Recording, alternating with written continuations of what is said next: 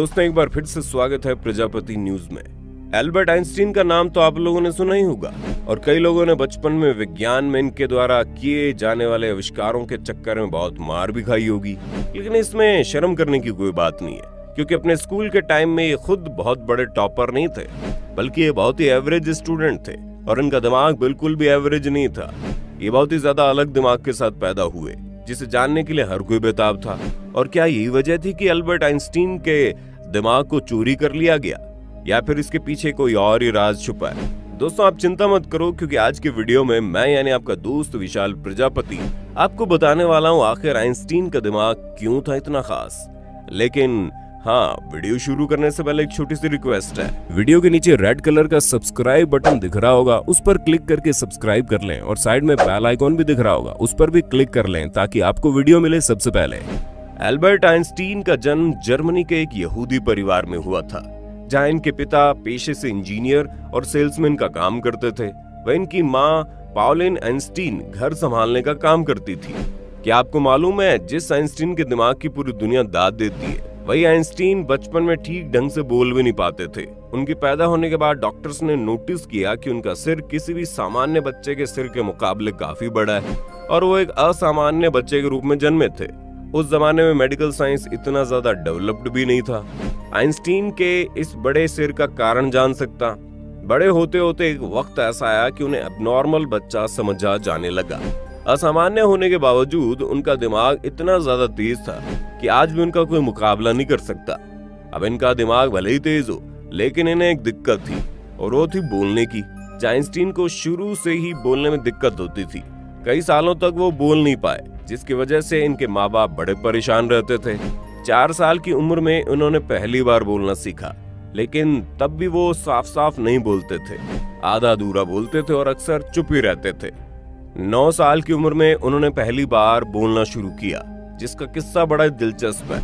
असल में जब वो डिनर के लिए अपनी माँ और पिता के साथ डाइनिंग टेबल पर बैठे थे, तो उन्होंने अचानक बोला, सूप बहुत गर्म है। आइंस्टीन के मुंह से निकलने वाली साफ आवाज को सुनकर उसके माँ बाप चौंक गए। जिसके बाद उन्होंने आइंस्टीन से पूछा, अगर वो बोल सकते थे तो उन्होंने अभी तक बोला क्यों नहीं? तो इसके जवाब में आइंस्टीन ने बोला कि अब तक तो सब कुछ सही था। अब आप खुद सोचिए, ये चीज सुनकर उनके माँ बाप बहुत ज्यादा खुश हुए होंगे या हैरान। वैसे आइंस्टीन काफी मजाकिया किस्म के थे, जहां उनकी कई आदतें हंसाने वाली थी, जैसे कि वो कभी मोजे नहीं पहनते थे क्योंकि उनके मोजों में छेद हो जाते थे, और इसी चक्कर में वो कई बड़ी बड़ी फॉर्मल पार्टीज में बिना मोजे पहने ही चले जाते थे। और हद तो तब हो गई जब वो एक बार ऑक्सफोर्ड के लेक्चर के लिए भी ऐसे बिना मोजे के चले गए। लेकिन लोगों का ध्यान उनके मोजों से ज्यादा उनके बड़े बालों पर था। दरअसल आइंस्टीन को अपने बाल कटवाना बिल्कुल पसंद नहीं था, और इस बात का अंदाजा आप उनके लंबे बालों को देखकर लगा ही सकते हैं। पर इनके बारे में सबसे हैरान करने वाली बात यह थी कि बहुत ही खराब याददाश्त के मालिक थे। क्यों हैरान हो गए ना? आखिर इतना बड़ा वैज्ञानिक खराब याददाश्त का शिकार कैसे हो सकता है? पर दोस्तों ये बात सच है। नाम, तारीख, फोन नंबर उन्हें कुछ भी याद नहीं रहता था, और तो और वो हमेशा से इतने बुद्धिमान नहीं थे। पढ़ाई में उनका बहुत ही कम मन लगता था, जिसकी वजह से लोग उन्हें मंद बुद्धि समझते थे। कई लोग तो उन्हें बेवकूफ भी कह देते थे। आइंस्टीन की कुछ हरकतों के कारण लोगों ने उन्हें शारीरिक विकलांग भी कहना शुरू कर दिया। पर दोस्तों इन सारी बातों का कोई मतलब नहीं था।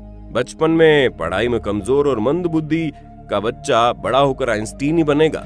कई लोग जिंदगी भर मंद बुद्धि रहते हैं, और आइंस्टीन की तरह हर किसी में काबिलियत नहीं होती, क्योंकि ये मंद बुद्धि नहीं थे, बल्कि फालतू की चीजों पर ध्यान ही नहीं देते थे, जिस वजह से लोग इन्हें नजरअंदाज कर देते थे।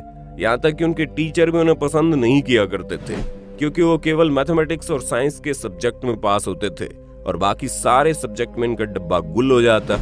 बचपन में आइंस्टीन को किताबी ज्ञान में कोई रुचि नहीं थी, लेकिन फिर भी उन्होंने अपनी कई सारी ऐसी थीसिस पेश की जिसके बिना पूरा विज्ञान कमजोर है। फिर चाहे E = mc² हो या थियोरी ऑफ रिलेटिविटी, यही वजह है कि इनका दिमाग आज भी चर्चा का विषय बना हुआ है। ऐसे में उनके दिमाग पर चर्चा करनी तो बनती है। दोस्तों 18 अप्रैल 1955 को जब एल्बर्ट आइंस्टीन की मौत हुई, तो डॉक्टर थॉमस चार्ल्स हार्वे नाम के पैथोलॉजिस्ट ने अपने एक एक्सपेरिमेंट के दौरान आइंस्टीन का दिमाग चोरी कर लिया, और किसी को भी इसके बारे में पता नहीं चला।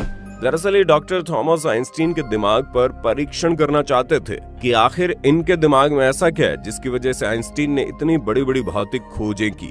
सिर्फ इतना ही नहीं, उन्होंने अपने जीवन में 300 से ज्यादा रिसर्च पेपर पब्लिश किए थे। इन सारी चीजों से डॉक्टर थॉमस भी हैरान थे और उनके दिमाग का राज जानना चाहते थे। इसी वजह से थॉमस ने आइंस्टीन की लाश से उनका दिमाग चुरा लिया।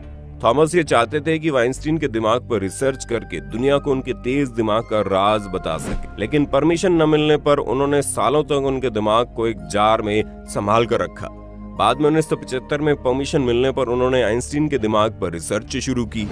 सबसे पहले उन्होंने उनके दिमाग का वजन नापा 1230 ग्राम था, जो सामान्य इंसान से काफी छोटा होता है, जहाँ एक नॉर्मल इंसान के दिमाग का वजन 1400 ग्राम होता है। इसके बाद थॉमस ने उनके दिमाग के 240 सैंपल अलग अलग वैज्ञानिकों के पास भेजे और पूरी रिसर्च के बाद ये पता चला इनके दिमाग में नॉर्मल इंसान के मुकाबले कुछ ज्यादा सेल्स मिले। जहाँ आइंस्टीन के दिमाग का सेरेब्रल कॉर्टेक्स नाम का हिस्सा सामान्य से बड़ा अलग था। ये सब बहुत जटिल है, जो मुश्किल चीजों को समझने में मदद करता है, और इसी वजह से वो मुश्किल से मुश्किल काम आसानी से कर लेते थे। उम्मीद है आपको आइंस्टीन के दिमाग के बारे में काफी कुछ पता चल गया होगा। अब आप इसके बारे में क्या कहना चाहते हैं हमें कमेंट में बताइए, और इसी तरह की वीडियोस को लगातार देखते रहने के लिए चैनल को लाइक शेयर सब्सक्राइब करना ना भूलें। और हाँ, हम फिर मिलेंगे नए वीडियो में, तब तक के लिए जय हिंद जय भारत। दोस्तों, आपकी स्क्रीन पे 2 और वीडियोस दिख रही हैं, जिसे देखने के लिए आप इस स्क्रीन पर क्लिक करें। दोनों देखिएगा, बहुत अच्छी वीडियो बनी है।